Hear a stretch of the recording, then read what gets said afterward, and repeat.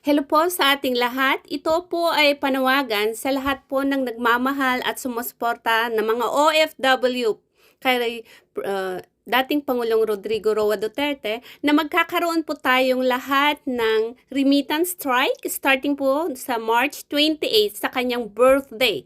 Kung hindi pa po siya pinapauwi or nauwi that time or that date. Ayan, until April 4 po.